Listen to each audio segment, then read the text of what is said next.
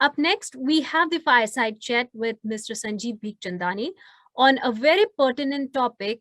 What are the pitfalls which early stage founders should avoid? Mr. Sanjeev Bikhchandani is an entrepreneur and co-founder of InfoEdge, which owns Naukri.com and Shiksha.com and has invested in multiple EdTech startups like Ad247, Coding Ninjas, Juno Journey, etc. May I now invite Mr. Sanjeev Bikhchandani for his keynote address and Mr. Pawar to moderate the session and take up questions from the audience for Mr. Bikhchandani. May I request the audience to type in their questions in the chat box. They will be answered at the end of this session. Without any further ado, over to you, sir. Thanks, Neha. So Sanjeev and I chatted, and we have to make it a chat, fireside chat, not a presentation, and I think probably that's the way we should do it, because Sanjeev has so much of experience that if you formulate something, you may miss what people want to hear. So what I'm going to do, Sanjeev, is based on some of the things that have come in. I'll try and structure the process, and if any more come, then I'll keep going ahead. But the topic, as you've seen, is the pitfall that early stage founders should avoid. So let me start by asking you, when you started off, if you can recall the biggest pitfall that you faced, the very first one, and how did you recognize it was a pitfall? What did you, when you reflected on it, what did you say, my God, how did it happen? And therefore the lesson, and how would you generalize that lesson if you were to say that is perhaps the most common pitfall, if that was what you also encountered? So, I'll talk about hurdles and then perhaps mistakes, right? So I quit my job in 1990, right? Prior to that, I was working in marketing in a company called HMM Limited, which is now called GlaxoSmithKline. I was in brands. I was working on the brand Horlicks. Prior to that, I had done my MBA, and prior to that, I'd worked for 3 years in advertising after college. So I had roughly about 5 years of work experience when I quit my job and decided to become an entrepreneur, right? So one of the biggest problems we faced was we were always short of money. There was no capital, because in those days there was no venture capital. I did not come from a family of any great economic means. My father was a retired government servant. I didn't want to ask him for money, and he didn't have too much anyway. So, we had to do whatever we had to do using our own ingenuity and wits and whatever. And the first thing we did, the first product, was a salary survey, right? And we got a couple of things right, actually. We managed to launch a salary survey by spending just a few thousand rupees and then collecting money from clients in advance. So we were able to finance the company by, asking clients to pay advance. And we had produced a product, a salary survey, which people wanted. And we had priced it quite low, so they didn't mind paying the money in advance. So we got the pricing right. For us, the biggest hurdle initially was lack of capital. How do you start a business with 2,000 rupees? Because that's what we had. We started with 2,000 rupees, right? This is 1990. So, 2,000 rupees, of course, went much further than it does today, but still, it's only 2,000 rupees, right? So for us, the biggest hurdle was lack of capital. As a consequence of lack of capital, I think we were very, very cautious, perhaps overcautious in our approach. So we grew slowly. We grew brick by brick. And perhaps we took more time than we might have taken had we been less scared. But look, in hindsight, it worked out okay. So, I'm not complaining. But perhaps we should have been bolder, right, at that time. Now, we may have been too bold and spent all the money in the wrong things and then shut down the company. That's also a pitfall. But that's not a pitfall we faced, right? So I pottered around for 7 years, drifted, did a whole bunch of small things. Before, in 1997, we launched Naukri as the 21st small thing I was doing. At that time, there was no venture capital, no .com valuations, no nothing, right? And there were only 14,000 internet accounts in the country. Right? This led us to the next pitfall, that the market was too small at the time. Now that's a pitfall. But if you manage your costs well, if you are patient, you keep chipping away at it. We were in the right place at the right time, worked hard, worked smart, got lucky. The internet became big, and along with the internet, so did we. Of course, we had not, predicted that the internet would become this big. We had simply said, okay, it will become bigger than this. And when it becomes bigger, maybe we'll also be able to get slightly big, right? And that's how we started. So the second pitfall for us was lack of a market, right? So lack of capital, lack of a market, and somehow survive, keep your costs low, and get in revenue early. So your business is being funded by the customer. And that's how we manage. What we just about manage. I couldn't, so in the first 10 years of being an entrepreneur, I could not take a salary for roughly about 6 years, simply because the company could not afford to pay me. So I would do second jobs on weekends, and I would teach at various business schools around Delhi.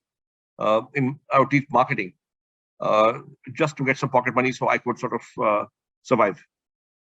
Right. So we struggled for a long time. So the financial struggle was the third big thing. And that was the story of our first 10 years, Mr. Pawar. So in a sense, in your case, and as I think it is probably true in every case, except that when, when the, before the funding winter set in, there was tons of money. So I presume with a good idea, people could raise funds. But I guess it becomes important now when people are deeply concerned about funding. And therefore, what you're saying is that don't assume the money is there, however good your idea, A, and B, be mindful that you have to be extremely careful about every penny. Correct. Don't just say go for size.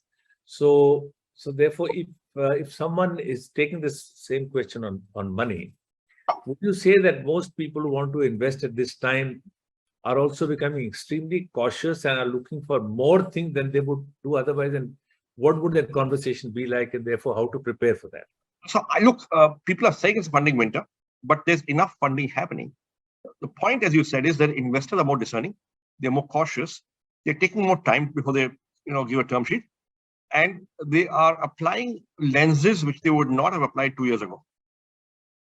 When evaluating the opportunity.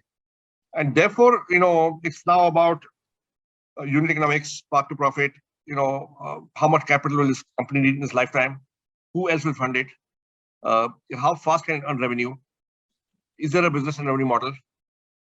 Those are questions that investors are now asking a lot more than they were 2 years ago. So there were always questions. I guess they were always valid, but people were beginning to give a little less importance to some of these. Would that be? Yeah, I think people were willing to say, yeah, 5 years from now, this should be okay. Now they're saying, hey, will it be okay in 2 years? Okay, so that's a big change. Yeah, that's a huge change. So when it's 5 years, you say, okay, we'll think about it after 2 years. Yeah, that's right. And now with 2 years, you want to know now. Also, don't worry. Now the question he asked is, hey, if no other investor comes, do we have the conviction to the next 3 rounds on our own? So understand one thing. See, Zomato is one of our biggest successes as an investor. And we went in 2010. And for the first 4 rounds, we went in solo. Now that took some conviction. So, and the environment changed. If the company is half good, you knew that you could not go solo because there'll be other investors pounding down the company's door. So now it became, okay, we go in, it's a good opportunity, others will come. And now it is, hey, will others come? We don't know. And if others won't come, then will we have the conviction to fund this company for 3 rounds or 4 rounds? And if that answer is a no, then are you sure you want to invest? So just going forward on this very point, and your example which you gave of Zomato 3 times around, quite clearly. 4 times. First 4 rounds we were solo. First 4 rounds. In the 5th round, we got a co-investor. So when did you start getting nervous that they're not getting anybody else? Was it the second round, the third round? There was always inbound interest. So every time there was a competitive term sheet, but we said we'll do it. We had the conviction. And, but it's not as if 10 guys were chasing them and bidding up the valuation. There's always one person, right? And so, getting a term sheet in the hand of one person is a lot easier than if there are 10 people. So talk of some other place where we've also made investment, but this question was important, that who else is coming in and where actually you insisted that someone should come in before you come again? And what were the circumstances? So I tell you, our second big company, Policy Bazaar. Policy Bazaar was clearly consuming more capital than our balance sheet could afford as an investor, because we were a small investor at that time, right? So very early on, we said, guys, let's get in a couple other deep pockets so that we can. And there they were able to get them. So in the second round itself, we did not go solo. First round solo, second round there were two other investors. Now, in their case, if they hadn't got the second round, would you still have invested? We would have invested. We had the conviction, but we perhaps would have told them, listen, don't spend so much money. Any examples where you did that, no one else came in and you said we should have been more careful, and what were the considerations? So there was an EdTech company we had invested in, very good founder, very good product, very early. It's 2008, before all this EdTech boom happened.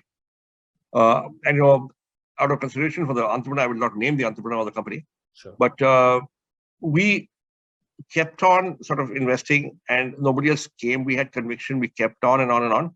Eventually, we sold it to another large company and we took a haircut. And these things happen, This is not the fault of the entrepreneur. I mean, he was a very bright entrepreneur, very good, very hardworking, but perhaps it was too early. So that's a pitfall which is now in the past, should we say, but except for many ideas, it may still be too early. So talk a bit about how you would make a judgment of whether the idea is ahead of its time. Because many people listening to this may have an idea. How would you ask them to think about whether the time is right or not? So look, this company, for example, was getting massive traction. It was a freemium model. There were lots and lots of free customers. Really, tens of thousands every day, would come. However, when you try to convert them to paid, there the economics were not working out, where your cost of conversion, was more than the revenue you got on a lifetime value of customer basis when you did that math. On the assumption on the lifetime, because that time assumption of lifetime. An assumption that will be lifetime is 4 times. मैं EdTech के बारे में एक और चीज बोलूं, Mr. Pawar. We learned. We learned after 3-4 years. And really, we felt quite foolish when we learned it, because we said we should have known this always, right? That's a pitfall. We learned that, listen, 95% of students don't want to study. They study because they have to study, right? So you take a child into school, put him in for 5-6 hours. There are classrooms. He can't bunk classes so easily. He sits in the classroom. He's listening to the teacher. He learns something. He gets homework. He does it. There are tests and exams. There's competition. There's pressure from the parents. There's pressure from peers. Pressure from teachers. And for 95% of the students, they'd rather be playing cricket. Rather than go to class. But they have to go to class. Right now, when you get into unsupervised self-study, which is what a lot of EdTech is, enough people will pay out of enthusiasm, but then not use the product. And if they don't use the product, they will not renew. So the key thing is what happened to the MOOCs as well. I mean, 3-4% completion, even when it was free. Yes. The fact that when they said it's free of money, but it's not free of your time. Your time is not free. Right? You're investing money and you're investing time. पैसे आपने दे दिए, वो तो year के beginning में है, but time is every day. Right? Therefore, this is an important pitfall, that making an assumption about the student motivation at one level. Yes. And even if the motivation that they pay the money, the student's ability to execute on the payment that he has made, because not ability, I would say willingness, daily willingness. It's always more tempting to go and watch something on TV or WhatsApp your friends or whatever, or go out and play or go for a movie, or hang out with your friends than to study right now. Now, अब आप देखिए private tuition industry देखिए आप. The tutor comes home, he sits across the table and makes you study. Right? अब private tuition class देखिए. The student goes there. He's in that environment, captive audience, and private tuition कर रही है. Right? So then So the point is that studies is not fun. Okay, if studies is not fun, then if I can escape, I will escape. So that's a dangerous one for all the people who are listening here. Maybe they're getting into EdTech. So what then should be the acid test for a person who's got an idea? Because we heard this even in the earlier session that a student has a pain point, right? So therefore, what should the startup founder look beyond what he perceives as there's a demand, there's a macro demand, there's shortage of people. So clearly, the macro picture at an intellectual level is acceptable. People even pay. But the behavioral question, I think, is the one you're raising, which is and I would say in India more than many other countries, we have highly dependent learners. The structure around the learner of the parent, the teacher, the exam, the quiz, whatever, or in the company, a certificate or attendance, if you take that away, suddenly the learner escapes, even if they don't want to learning. So how should a startup think about this? Yeah, so it's now been 14 years since we first invested in our first EdTech company. Yeah. The one that we took a loss in, right? Yeah. So I've learned a few things. Number one, don't increase the students' work, reduce it. Okay. That's a great one. If you end up increasing the students' work, he will not study. Yeah. But ये भी कर लो. School जा रहे हो, school में class में बैठे हुए हो, क्लास वर्क कर रहे हो, फिर होमवर्क है, फिर एग्जाम और टेस्ट प्रेप है स्कूल का, अब ये भी कर लो. In addition. So this question, interestingly, is coming again and again from many people. And the question is that there's a general perception that all kids are overloaded by schoolwork, homework, Olympiads, and so forth.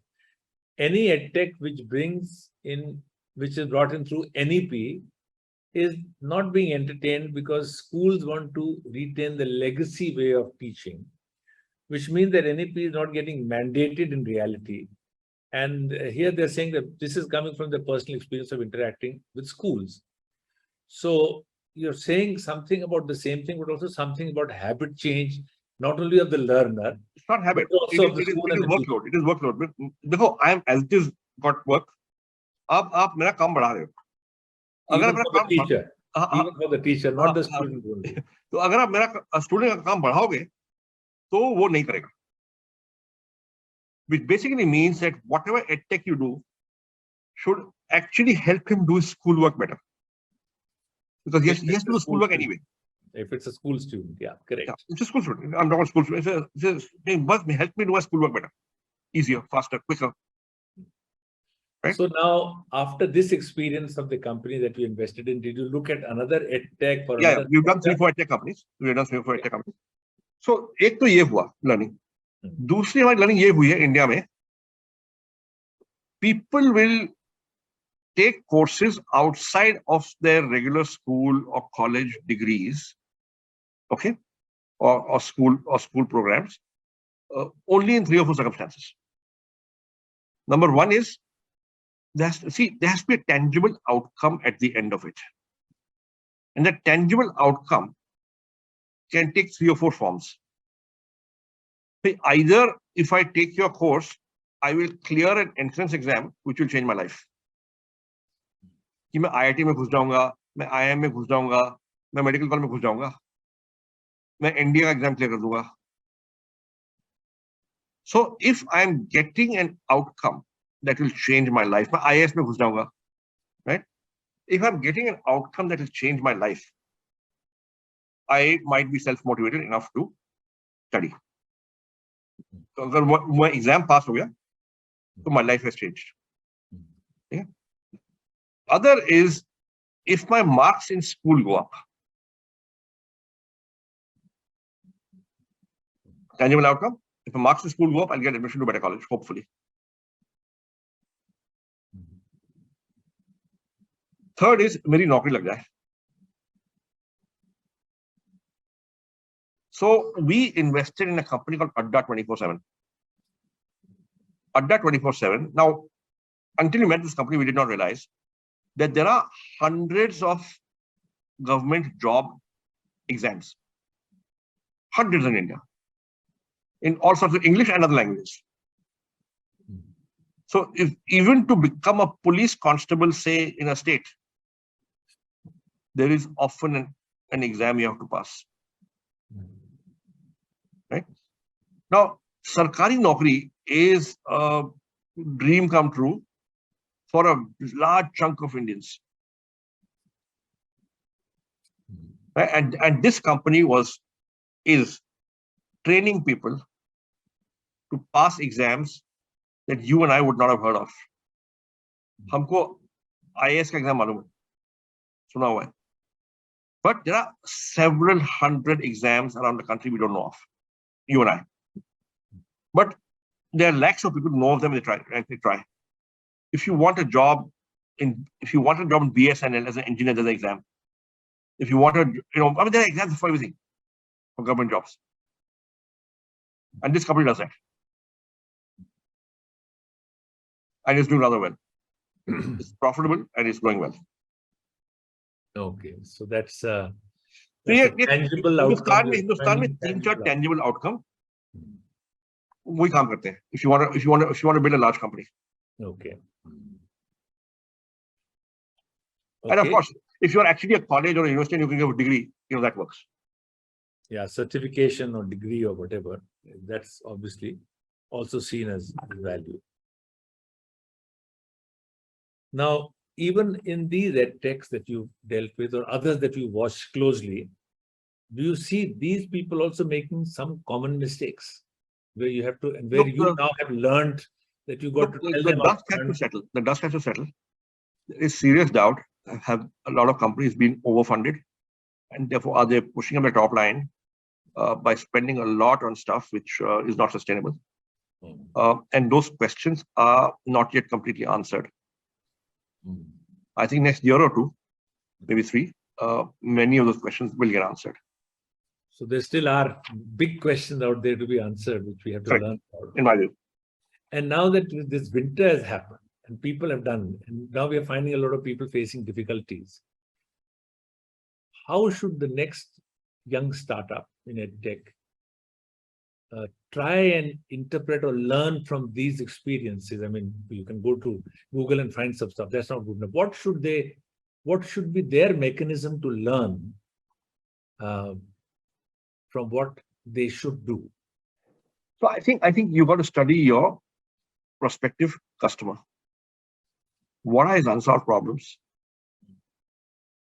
And can you do something to help him solve them?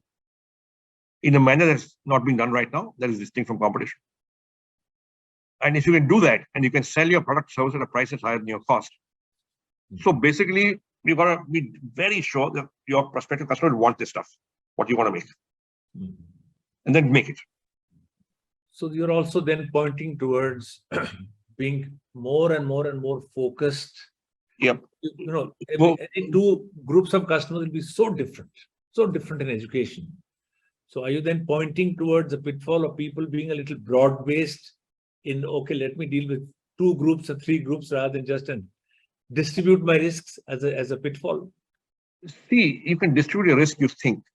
No, yeah, correct. But if you are not fully satisfying any one group, but moderately satisfying everybody, you may not be relevant to anyone.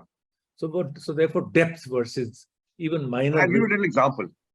So there's a very good newspaper called the Indian Express. It is published from 19 cities. In those 19 cities, when I last checked, it was number 1, only in one city. In 18, it was not number 1. Now, media planning models of advertisers are such that a disproportionate amount of advertising would go to the market leader. Which means that it was the marketing paper in any city that was satisfying the media planners. And they were taking the chunk of the advertising. You've got to be number 1 for a group of customers that is large enough for you to make money.